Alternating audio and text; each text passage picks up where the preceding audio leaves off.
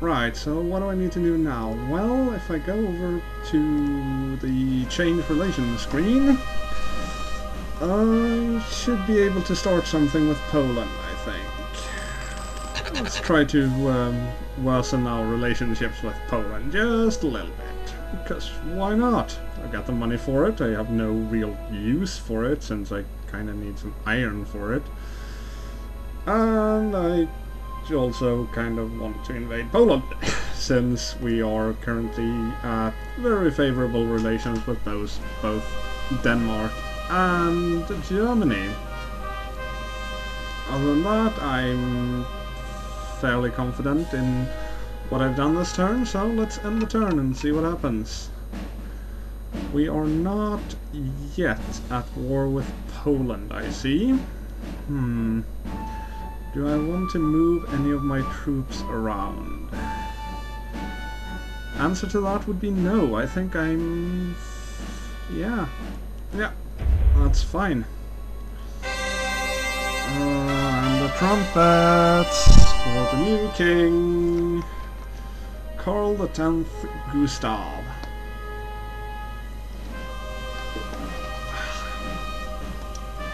The son of Count Johan Casimir and Karl IX's daughter Katarina. Grew up in Stegeborg Castle along with his cousin, Queen Christina, who he was secretly engaged to for a while. I'll see that. Right, and there's no mouse scroll support for this, I forgot.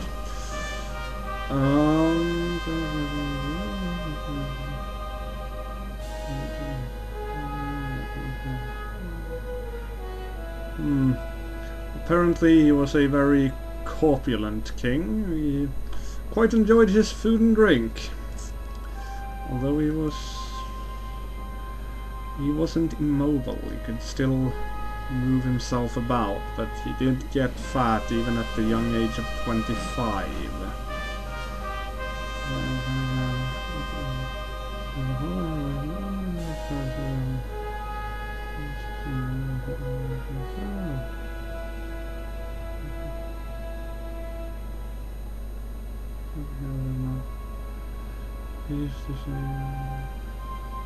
I see. Well, apparently he also was of the opinion that Sweden was founded through war, and his only way of staying in power was through war. So that's kind of a good thing, I guess, since I'm trying to invade Poland. I just hope the game is not gonna get me into war with the Germans or the goddamn Danish again, because I don't want that. I want Poland. This king, however, he participated on the battlefield, never showing fear. He worked day and night when that was needed of him, and was considered to be a very lovable, kind, and generous king, all things considered.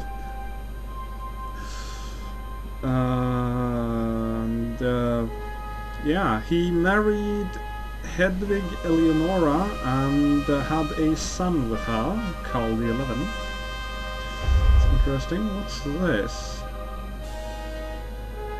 Oh, Queen Christina abdicates. They want us to do...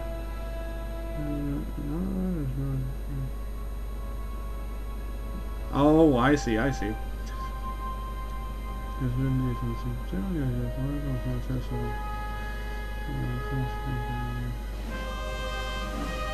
Died of a cold? What? I'll get to that in a minute. I'm just skimming through this. During Queen Christina's reign, it was apparently a bright time, a good time for culture. It was a cultured time, apparently. She would often invite both authors, artists and philosophers to court, the most famous of which was the thinker René Descartes. And he's the guy who died of a cold. Only in Sweden. Only in Sweden. Don't come to Sweden, you'll die of a cold. Jesus. She wasn't interested in economy, so she left such nonsense to Acciyn.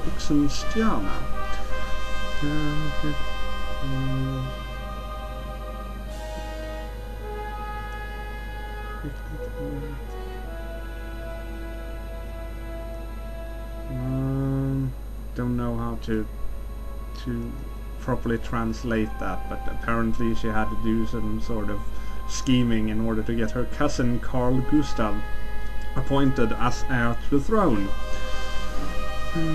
And as soon as she gets him appointed as heir to the Swedish throne, she abdicates.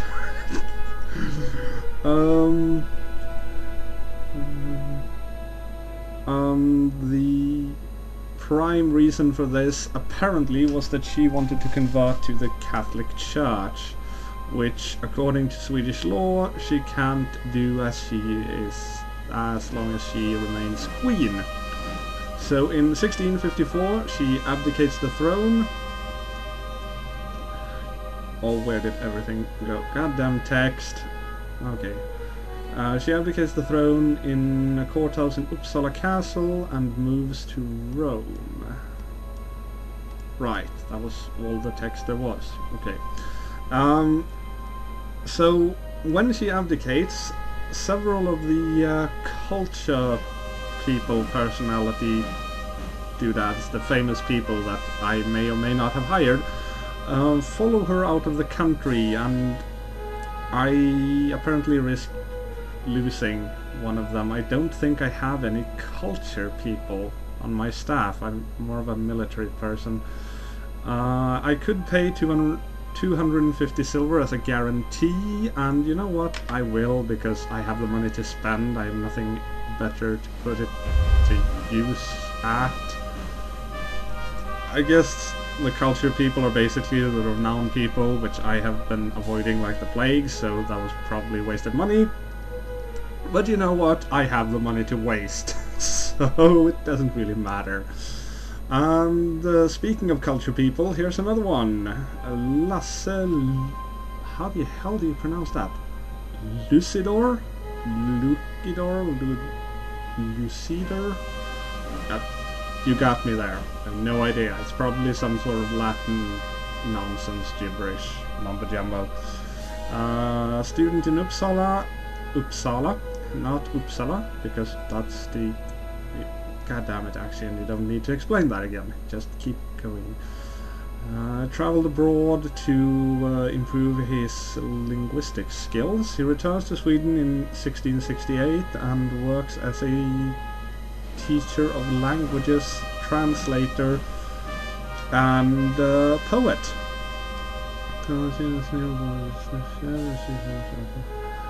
Right, so he, through his work, he basically encompassed the life of Sweden's high point in history, when we were at our finest and biggest and actually considered a military threat. Both in its joyous living, I guess you would say, and its deep religious seriousness, something like that. Good friend of the author Samuel Columbus, who often speaks of this Lasse Luxfjell in his works as well.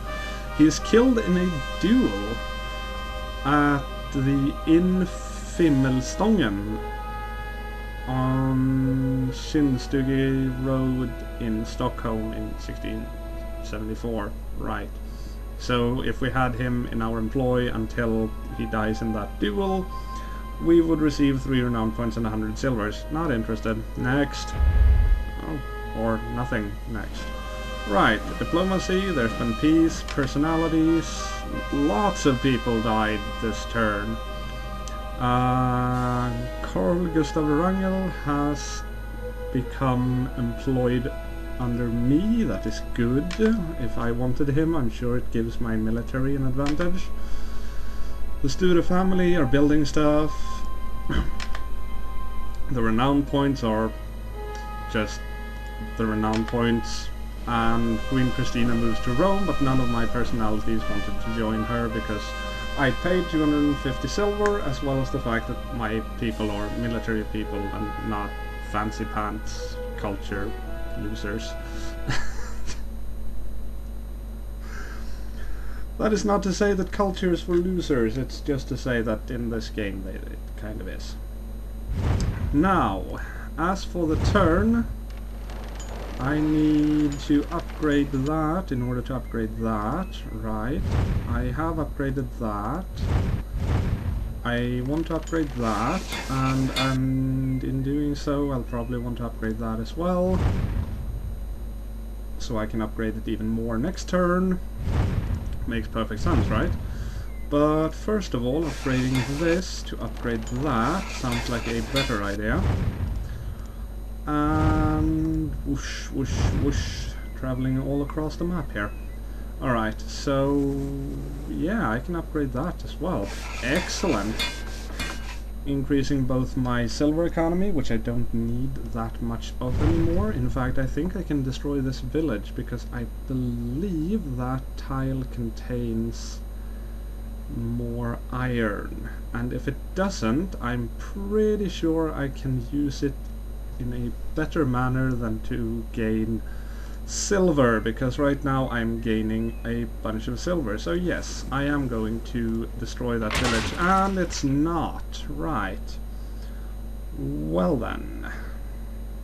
I could keep it open, but that kind of seems like a waste at this point. I don't want to spend it on that.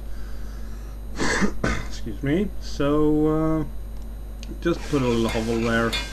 Make sure I get the troop supply. Same over here. I'm just gonna spam those until I realize I need something else in those places, and then I'll destroy them again. Because like I said, I'm at 1,000 silver, I gain a lot of silver each turn. It doesn't really feel like I'm wanting for silver at the moment.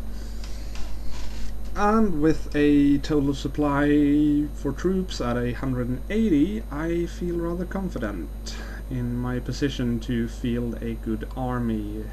All I need is iron. Right. Change relationships. Yeah, our relationship with Denmark and Germany are at an all-time good, which means that I want to keep decreasing our relationships with Poland. That seems to be the maximum.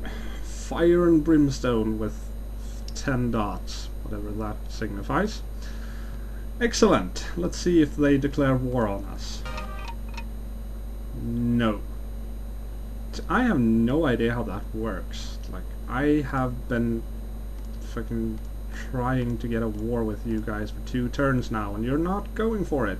Why? Are you scared of me, Poland? Are you frightened of my Swedish might?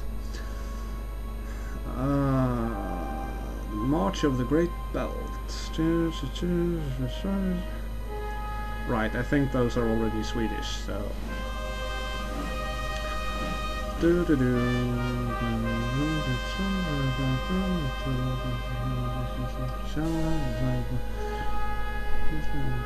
Wait, what? We are apparently supposed to be at war with both Russia and Poland, but the game says nah. I have no idea. But basically what this says, the Danish are very disappointed with the peace at Bremsbro when they lose the right to collect tolls from Swedish shipping traveling across the place. That's it. As the toll was one of the most important incomes for Denmark. In 1657, when Sweden is at war with Russia and Poland, apparently, even though we're clearly not. Maybe that's going to be for next turn, I'm hoping it is.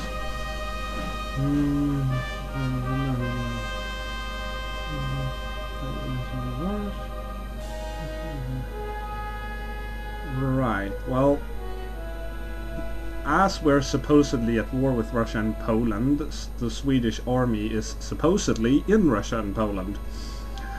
So, the Danish prepare a troop with newly arrived German prepare meeting. Jesus, Acciyn. With newly arrived German troops. And the Danish feel that it's time for revenge. They declare war and the Danish troops attack Halland and Bremen. Karl X Gustav is in Poland when news arrives, and he immediately starts marching west. Right, just need to keep tabs on the text there.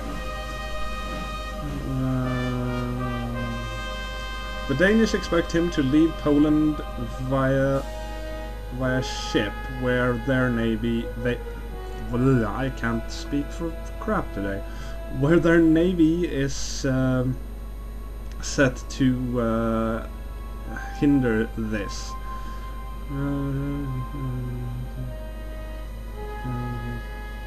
Ooh, I see. So, well, apparently he decided to march through Germany and around and across with his army to capture the Danish territory.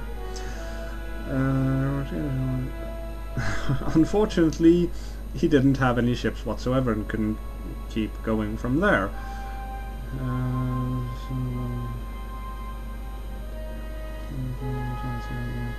Oh, right. Apparently the Swedish army lucked out, however, as the winter that year was extremely cold and the body of water in between the Danish islands freeze to ice. So on the 30th of January 1658, the entire Swedish army marches across to Finn. 12,000 men with cannons, horses and all. On the 12th of February they continue over the Great Belt, and the Danish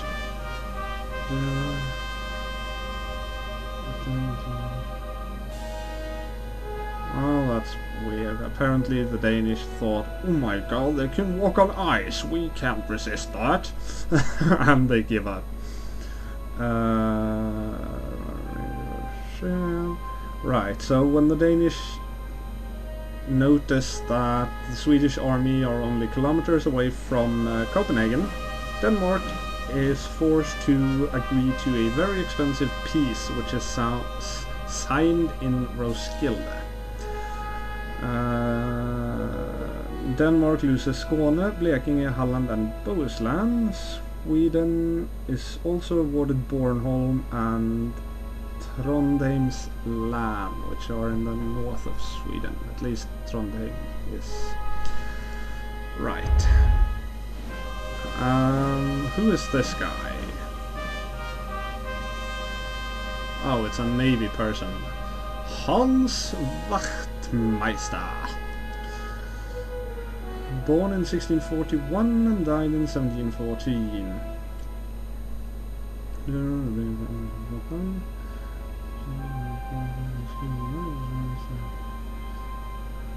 Oh, he's a pretty good one too. He apparently was an admiral experienced from the English Navy, and he builds a base in Karlskrona and gives Sweden the strongest navy that Sweden has ever had.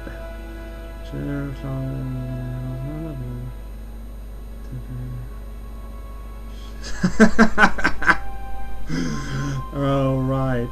Apparently Karl the 11th complains a lot about the high costs of this navy, and it's apparently told that this guy was once chased by this Swedish king wielding a cane after him. That's kind of hilarious. don't think there's many people in history who can make that claim.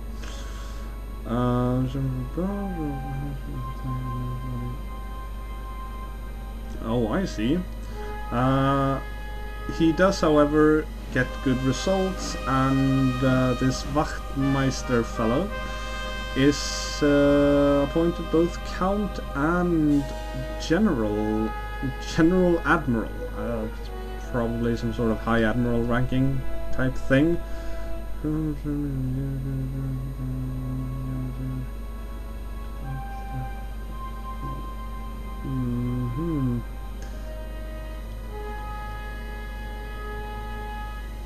Apparently had a leading role in the reduction and royal punishment of the noble guardians of the previous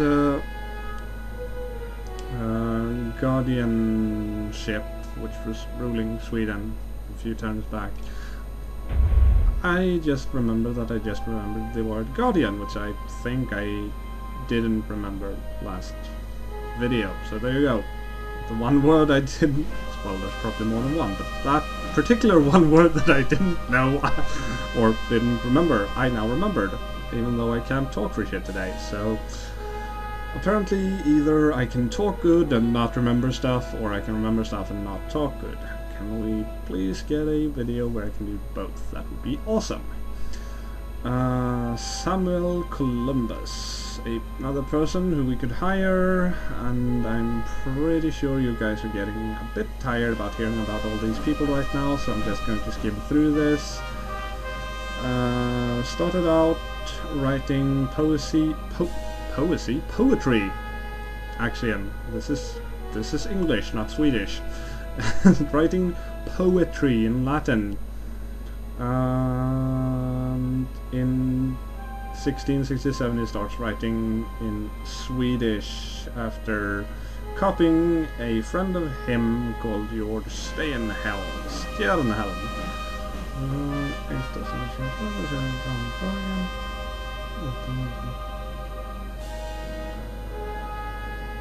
He wants to make a true Swedish written language based on the spoken language and without foreign influences, apparently.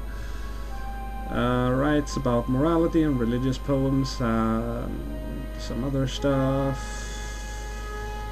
Humor, apparently, is another thing, where he painted portraits of his friend, his friends, George Stjernhelm and Lasse Luchador. The wrestler? It's a luchador, there we go, that's where I've heard it before. Luchador.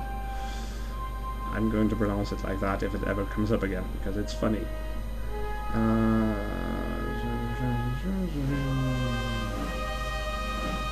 Apparently his books aren't that popular anymore, even though he had a very refined taste of beauty, nature, and music.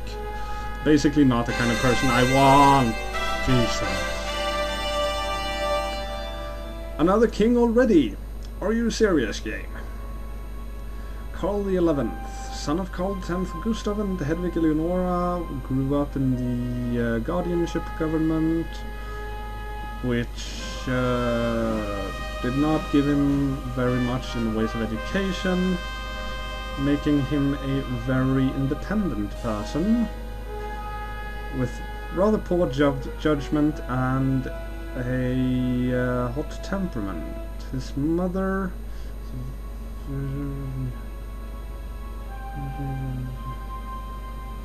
Right, his mother was sort of had a soft spot for him and allowed him to do whatever he wanted, like riding, hunting, and playing war games instead of reading books. So I guess it's not all the guardian government's fault that he didn't have enough of an education.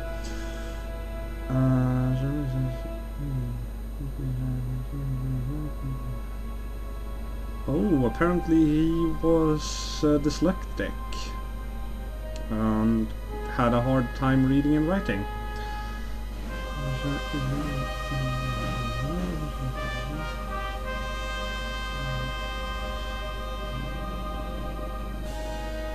despite his lack of education, he apparently was a good field commander. So those war games weren't all wasted. And he participated in battle himself. He married the Danish princess Ulrika Eleonora, and they have 7 babies. He died of stomach cancer. Oh dear.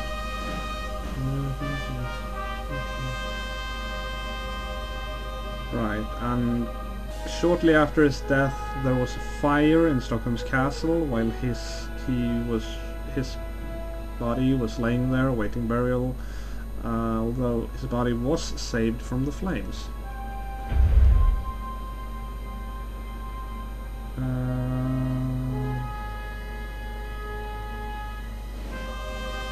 Okay. So here's the Guardian government. When in 1660, apparently, Karl X of Gustav died while Sweden was at war with Denmark, Poland and Russia. I wish we were at war with Poland at least, but no, the game wouldn't let me.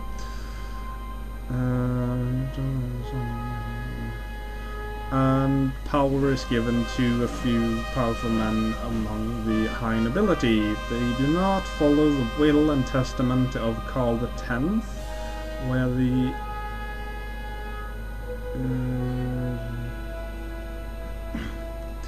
the German Count Adolf Johann, Karl X's brother, is appointed Marshal of the land.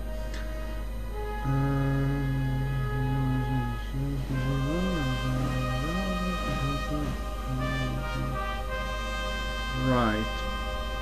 Well, these people, Per Sparre, Johan Gyllenstierna, Magnus Gabriel de la Gardie, and Per Brahe are the leading people within this new government.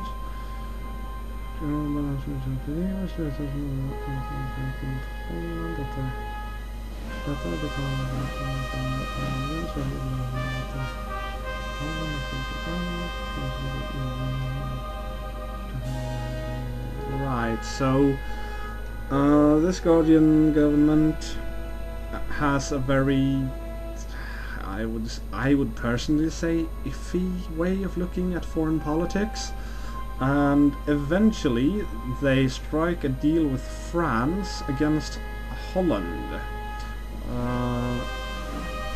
The French will pay $600,000 annually to Sweden for this, and Sweden is once again pulled into a war with Holland, Austria and Denmark, a war which does not go well and which Karl XI will be left to deal with once he is old enough to take the throne. More stuff? Are you serious? A curious book. Erik Jönsson, or more known under his nobleman's name, Erik Dahlberg. Yes, they needed to have lots of H's and G's. They couldn't have a common Swedish name, because that wasn't noble enough. Very prominent artist, but also a military man. Really? Really?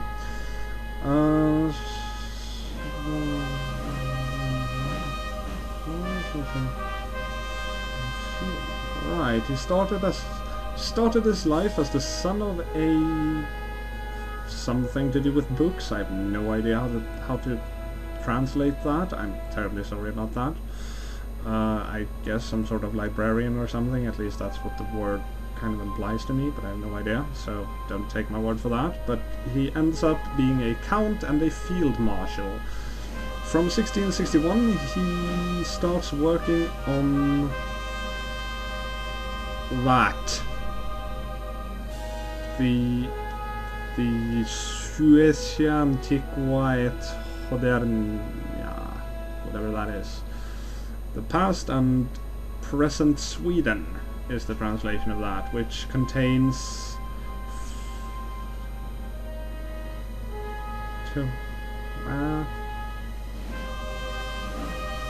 apparently it contains 488 copper sticks with detailed pictures of Swedish cities, castles, and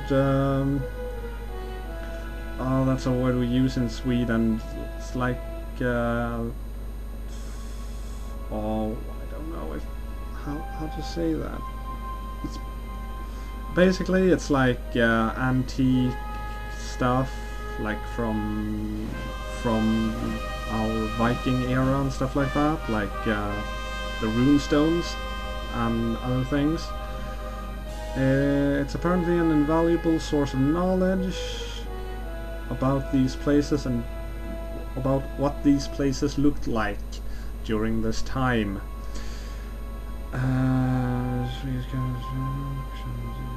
And the game wants to know if I want to buy a copy for 200 silvers. Sure, why not? Let's spend more of our silvers. There's been peace, unfortunately. More people in the court. Gustav Horn has died. There's been... The Tott family has had a lot of their merchant ships sunk by pirates. How unfortunate for them.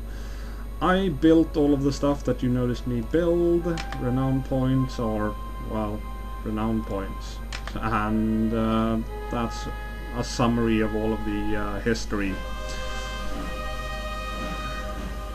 which we just read. Now, first order of business. Are we at war? So it would seem. Good. Let's hope that is actually the case, and let's also upgrade all of these stuff.